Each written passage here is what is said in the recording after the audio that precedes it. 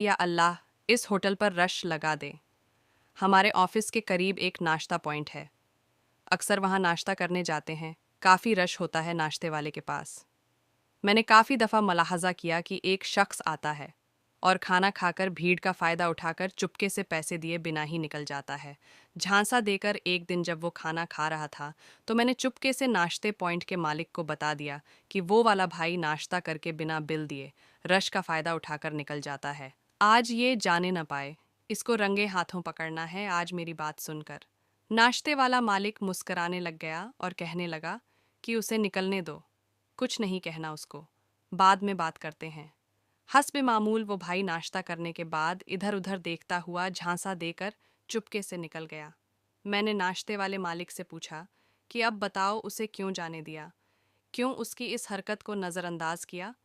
जो जवाब उस नाश्ते वाले मालिक ने दिया वो जवाब मेरे 14 तबक रोशन कर गया।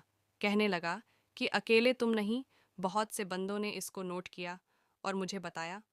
न भी कोई बताता तो मुझे खुद भी पता है।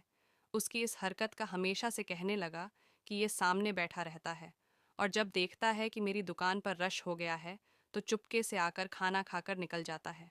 मैं हमेशा इसको नज़रअंदाज कर देता हूँ और कभी नहीं रोका, न पकड़ा, न कभी बेइज्जत करने की कोशिश की, क्योंकि मुझे लगता है कि मेरी दुकान पर रश ही इस बंदे की दुआ से लगता है। ये सामने बैठकर दुआ करता होगा कि या अल्लाह इस होटल पर रश लगा दे ताकि मैं अपनी कार्रवाई डाल सकूं। और सच में रश हो जाता है हमेशा जब ये आता है।